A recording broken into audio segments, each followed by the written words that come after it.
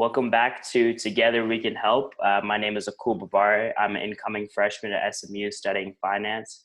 I'm sitting here with Sunil, the owner of Verandah. He's a very well-recognized chef in the city of Houston. My parents love his food. We have his food at most of our company events and our family events. He's a great guy, and I'm going to let him introduce himself and give a little quick introduction of himself. Hey, thank you very much for inviting me for this interview, Amol. And it's fun to, be a part of a diverse community of Houston. Sunil Srivastava just said, I'm a chef myself and own this brand Verandah now. We used to have a brand called Wakana, where we initially started in Sugarland in Houston suburb, tremendously well ranked among the top 100 in the Houston. And we had a lot of followers. And year back, we launched this very high upscale Indian space where we want to take Indian cuisine to a different dimension. We want people to understand Indian cuisine in a very different manner. So what we do in that place is we do a lot of tasting menus. We do a lot of, what do we call it, the journey of India. We take you through the street foods of India to the kebabs of the different, areas. And then we take you down to the curries of different part of the country to what is called the progression of Indian cuisine. The whole idea about this particular restaurant was to showcase Indian food. I consider we as an ambassador of a cuisine of India to this part of the world. So we have to tell people or, show people what Indian food is all about. And I've been chef always, been trained, went to school, culinary school to study in India in Bangalore. And from there, I came to US in 2005. I was in New York for some time. I was in California working for topmost restaurants, and then came to Houston. I was helping people to develop their restaurants, kind of consulting them.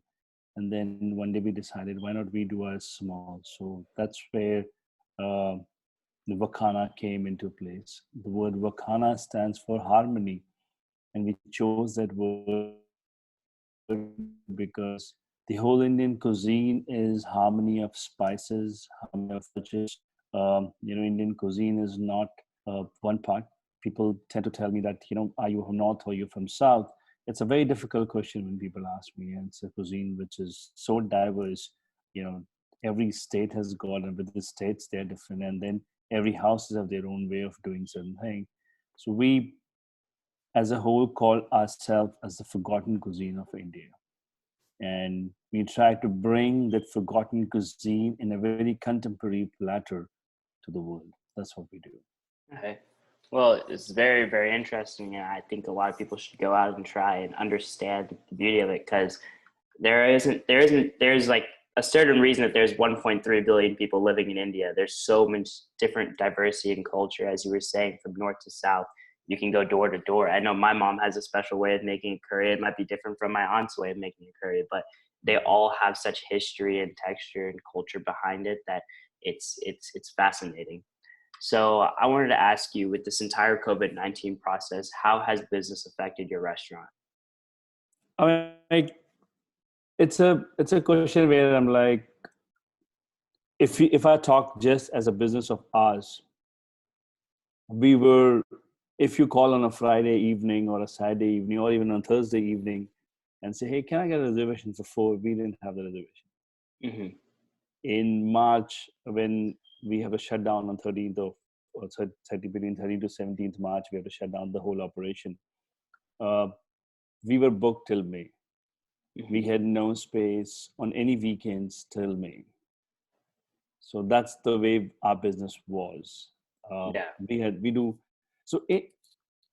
How Indian food happens in this part of the world is, and how what we do is, we have one part which is a restaurant where we focus on to bringing the Finnish cuisine to the table.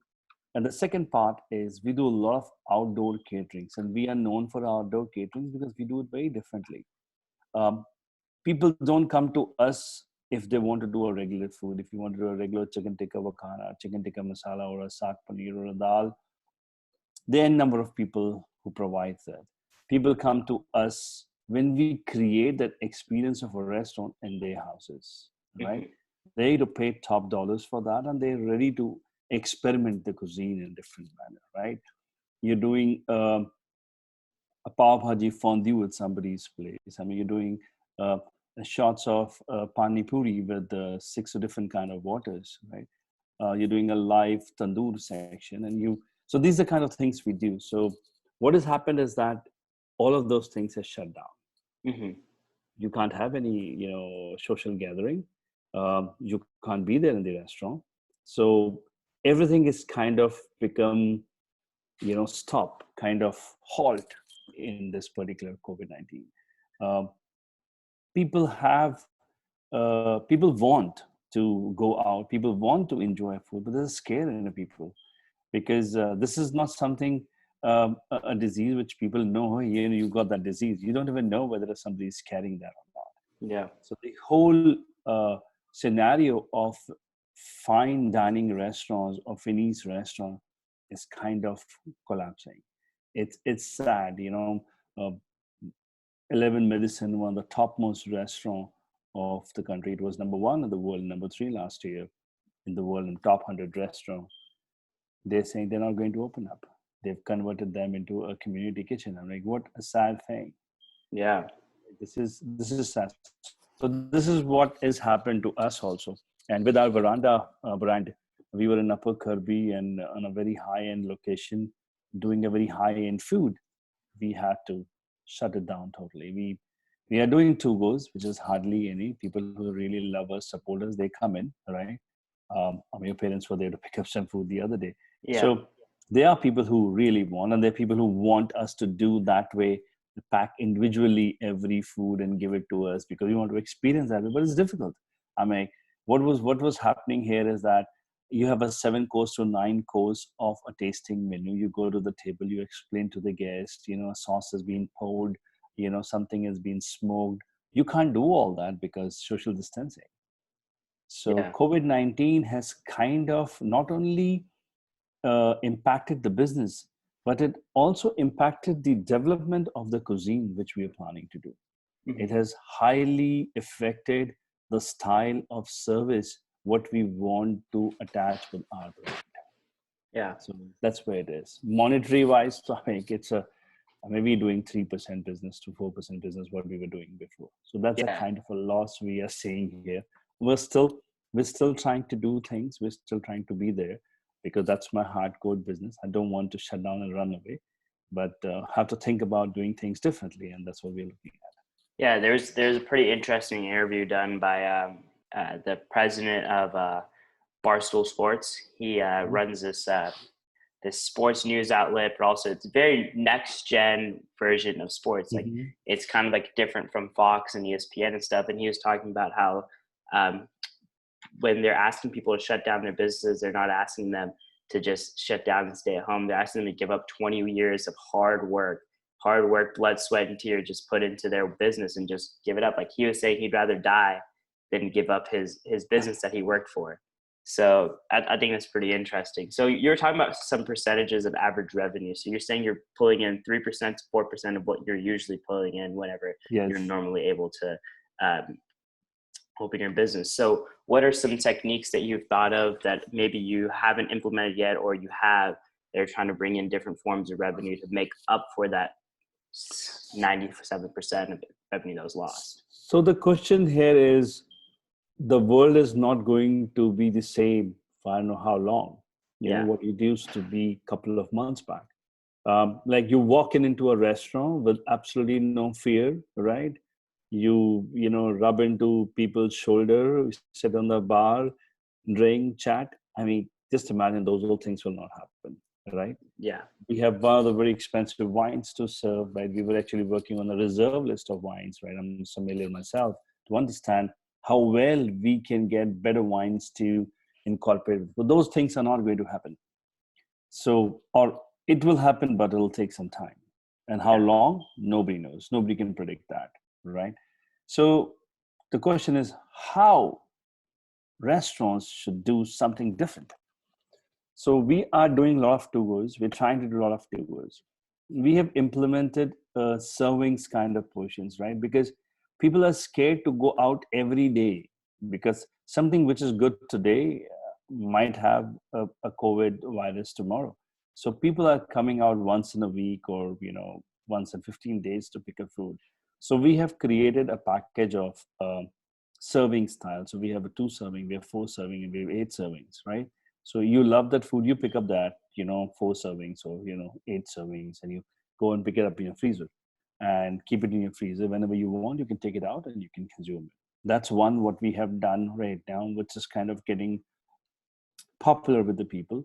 Second thing what we're doing is we're working with something called a cloud kitchen, or Hmm. something called a ghost kitchen, which we were actually working on, and we wanted to launch that because we were in Sugarland, and we moved from Sugarland to Kirby, and Sugarland wanted our Vakana brand desperately. People were asking me that food. So we were thinking of doing something like that in the Sugarland, but because it's COVID, we probably will not do the kitchen. But from Hmm. the same kitchen of Veranda, we're going to have a project where we'll have 3, 4 different, or 6, 7, or 8 different kind of brands. Um, Now, couple of brands, I'm asking some of my friends to help me out to develop it, and some of them which I know because I worked for French kitchen, I worked for Italian. Back home in India, we used to have 7 or 8 kitchens within a 5-star hotel, so monitor all of them, have a good knowledge of what to do. So we applying to do that, and that's going to call as a wow kitchens for you, and we are trying to launch that. So at one platform, you have 8 kitchens working inside the uh, restaurant kitchen. Now, suppose a family of 4 or 6, in your case, you want to order food, you want to have a burger tonight, right? And your sister want to have a pizza, and your Hmm. parents want to have traditional Indian food, and for your grandparents probably in the house, you want to have some kind of Indian snack of South Indian or something like that, a dosa, right, or something like that. So you will get everything at one place. You don't have to go at 4 different restaurants, or you don't have to even ask a delivery company, which could be a Grubhub, which could be Uber or anything. We're trying to work how we can integrate all those into it.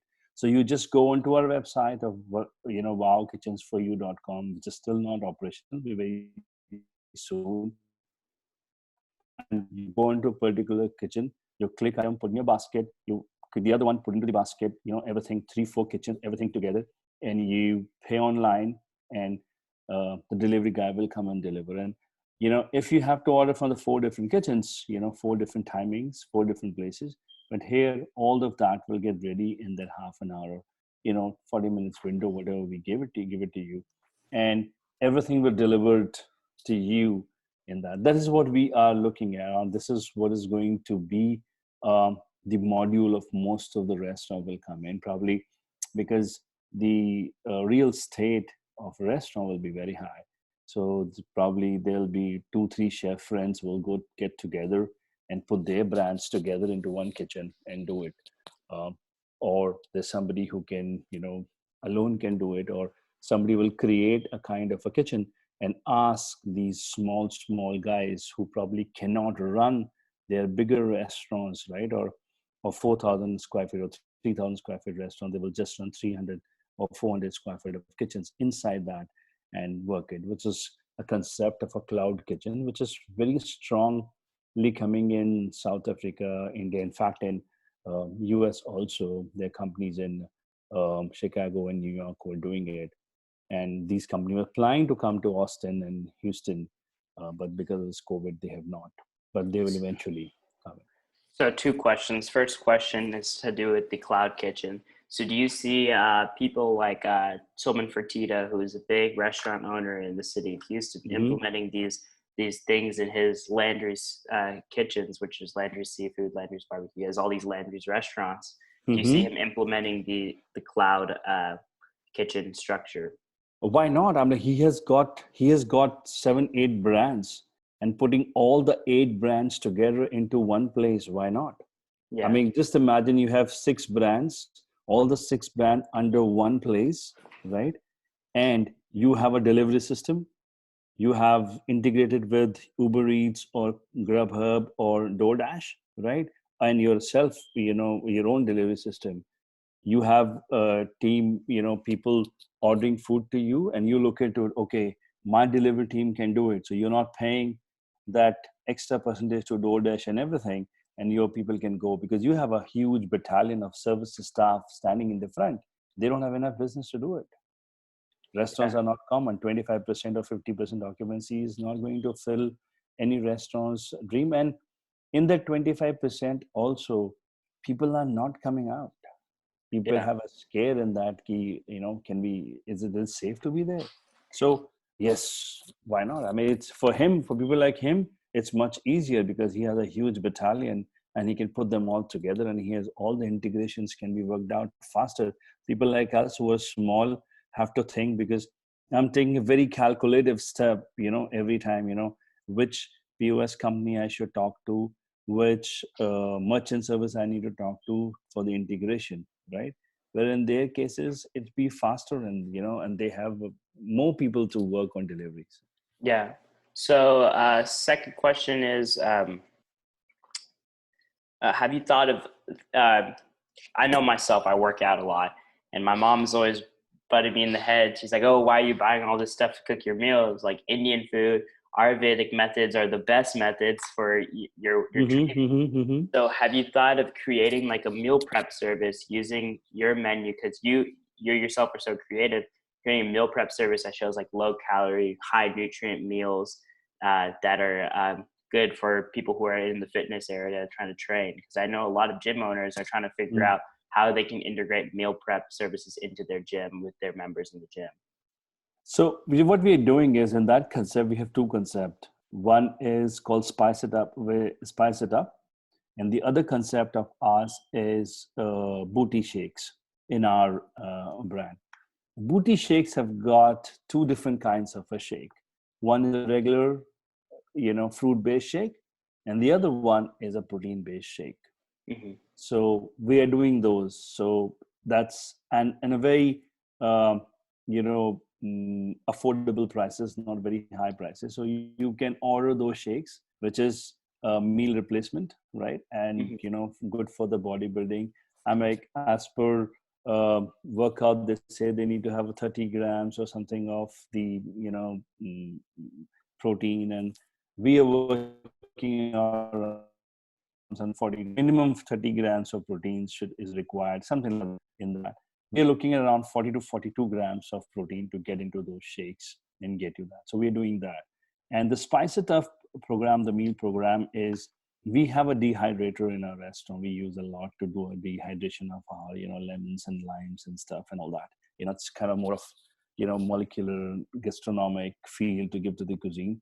So we are working on to that, and we're working on to a meal plan where you pick up a packet, right? There is everything into that, whether it's Indian, whether it's Ayurvedic concept or whatever it is. Slowly we'll build into that. And suppose you are living alone, you just take a packet of that, add this much water, cook it. You don't even have to look into anything else. It's like those noodles you get in the market, right? You put a hot water and shake it up, and those noodles are ready. Yeah. But I mean, in Indian food, you have a little more cooking. We also come out with our sauces, which is basically our mm, proprietary sauces what we have. And what you need to do is you need to just take the sauce, heat up the sauce, and add meats or vegetables or whatever into it, and that gravy is ready for you. So we are working onto that. And yes, we have this thing in our mind that we need to have very health conscious line into that, so Hmm. that people who are going gym or people who wants to keep fit, they can easily adopt that, and it's easily available for them and good for Yeah. them. So do you think you can you can create like a little environment on your website where people who, for me, I know my macros every day, how much I need to eat, everything. So you can upload that into there, and then every single thing will be laid out, and then the customizable meals where you use the dehydrators through something like Spice It Up, where then you have the delivery system and everything. But do you feel that that'd be too complicated? There'd be too much overhead, because there's different trends like eating healthier, like including something like avocado toast. Like a couple years back, no one even knew about avocado toast. No one wanted to use avocado toast. Kale wasn't even a big thing. And now all these healthy measures, these are positive trends that are going into the restaurant business are going to help Mhm. owners see how they need to transfer what types of foods that they're making, because there's so much science and history behind Ayurvedic methods in Indian food that people haven't even discovered of them. So you could be the pioneer, the front runner of these Ayurvedic healthy food methods, especially with this COVID thing. They say that in every depression that the United States has experienced, $10 billion businesses are born. So, I mean, see, I look at it like that. There's always an opportunity, right? You can sit back and think about it. Oh my God, what happened? I'm lost, right? As you were mentioning that somebody said that, you know, I might die rather than, closing my business down.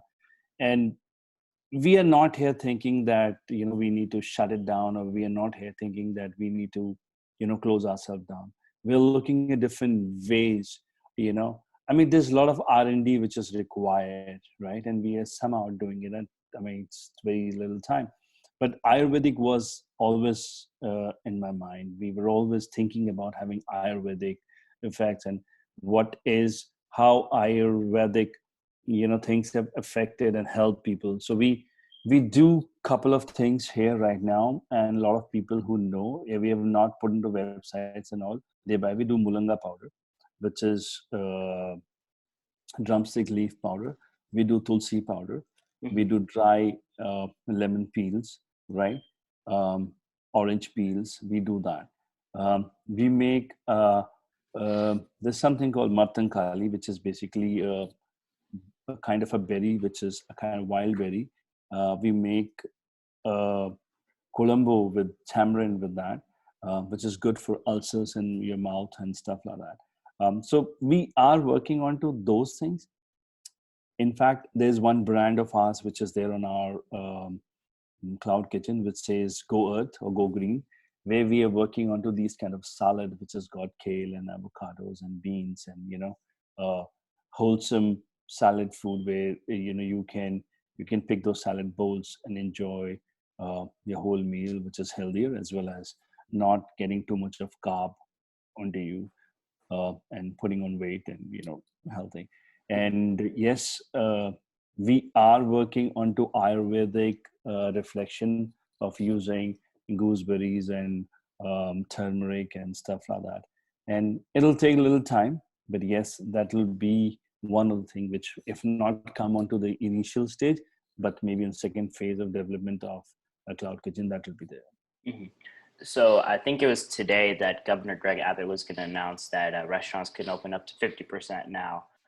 Previously, they're 25%. So what methods are you taking to make the people feel safer inside a restaurant? Because as we were talking before, people are still not feeling safe in coming into the restaurant. So what are some things that you're going to implement to make them feel more safe?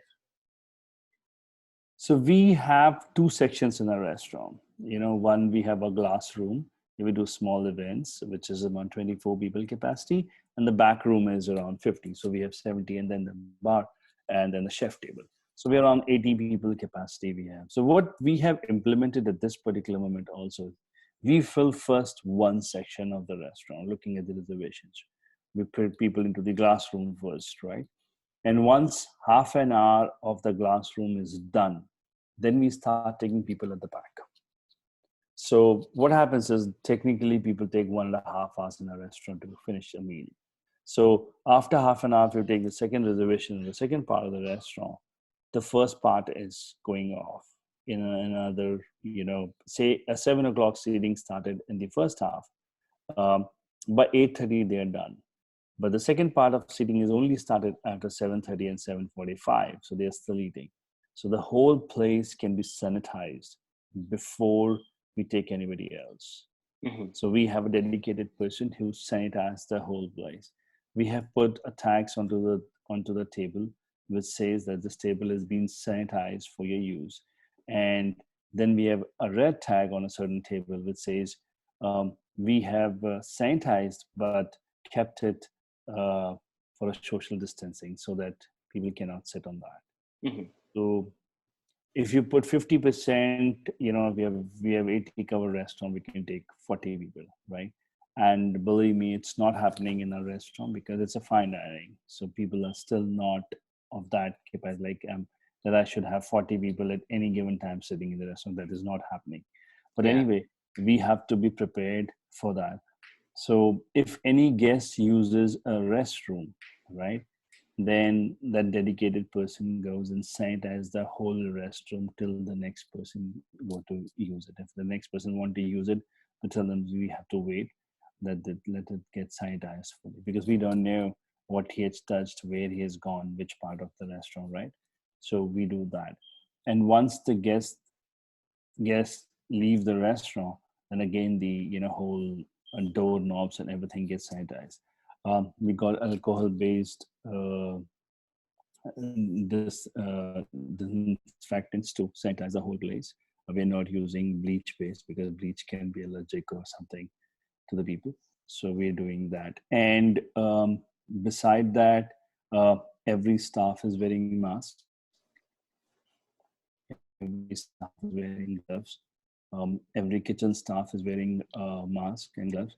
Everybody who enters into the restaurant, we have got our laser thermometers. We check their temperatures, we record their temperatures, and we maintain that record. Uh, if there's any issue with any guest, I mean, till now nothing has happened. All the staff has been healthy and everything, but it's a day-to-day basis. You never know. Everything is tomorrow. It could be different. So Yeah. that is what we're doing. Okay. Do you feel the government's efforts were sufficient to help the small businesses in COVID-19 with the payroll protection program and the small business loans? I think what they did was good, but it's pretty tough because you don't know. We came to know the stories that people had money, they got it, and people who didn't get the money. First phase, a lot of people didn't get. We also got it in second phase. I think they looked at and they measured how much they need to give. It's pretty good. I mean, nothing is sufficient in this world, if I say that. But I think what they have done is pretty decent. You cannot expect more and more. But the question here is how the economy is going to play the role on the coming time is what going to decide whether what they have done is right or wrong, because it's very difficult. I think only one thing what we thought was that, as like we heard, like in Canada and some other places, government decided not to take any rents or anybody thing from the tenants. I think something government should have decided on that part, so that if there is a relief or something, like in our building case, they said that we'll give you a relief, but you have to eventually pay. All right. Mhm. um, Losses made, I'm like, you have made a major loss. And we are down by almost 350 400,000 worth of a sale in 2 months. So it's sad, but how somebody will be able to pay also 6 months down the line, it's very difficult. Mhm. We really don't know whether we will be able to make that kind of payments or not. We're trying our best to do it. I think that's the only one thing where I felt government should have, and they should have taken a fast decision on these things. This is not like, if you take a classical example of country like India, we have billions of people, and they have taken decision fast. For a country like that big, it's not easy to make decisions, and it's so crowded. But a country like America, which is so sophisticated and all that, we lack in making those decisions fast. Yeah. I think And that's why. I think the problem comes with the execution of the loan that they gave out to everyone, but then also comes the problem of who they're going to give out the loan to. Instead of giving out these giant loans to these huge multi-trillion-dollar companies, multi-billion-dollar companies, the loan should have been given to the smaller businesses that are around, employing majority of our economy. Small businesses employ the majority of the United States people, It's not big businesses like Boeing, Shell, Chevron, all these businesses. It's people like you. It's people like my parents' company. It's people like Mr. Moody National Corporation. It's people. The Houston economy itself is not just oil. If you think about it, there's so many different businesses that are Mm. there. We have the number one healthcare medical center in the world. It's pretty interesting that they took the time to go out and wait for all those people to get their loans and stuff, but they weren't willing to come to the smaller businesses that are really affecting our economy, which is it's frustrating at the end of the day. So what advice do you have for other small businesses that are struggling through these times? I mean, I think my advice to everybody is will be that we have to keep a strong face. The only one thing one of my general manager told me is when things get tough, the tough gets going. Hmm. Um, I know it's very easily said than done, but I think that's what it is. The hope is something which we never should lose. We need to have a focus that what we want to do and how we want to do, we have to do it. I mean, there's no other go. I mean, you can sit back and do nothing. It's going to nothing is going to happen. Yeah. Or it's like you are in the deep sea and you don't want to come up, you're going to drown, Hmm. right? You can try. I mean, you never know. You don't know how to swim, but you will eventually drown if you don't know how to swim. But you never know. In those waves, you will learn a different technique of surviving. So Yeah. the whole thing is that we need to keep fighting about it. We need to. It's a tough time for all of us. It's not easy for anybody. It's not easy for any businesses. I was talking to somebody. They're into a books business. And they say we sell a huge book as this time to Middle East and different part of the world. And because schools and colleges are closed or online, nobody want to buy books. So our business is totally shattered at this particular moment. So Hmm. it's not that one person is affected. Everybody is getting affected at this particular pandemic. But the idea is that how we need to come out and we need to fight for it. And there's no thumb rule for it. I mean, this is the way you need to guide on a day-to-day basis what you need to do on that particular day and how you need to follow the next coming day. And maybe you start with the day, the strategy has to change by the end of the day or by the middle of the day. There's okay, I will go this way only now.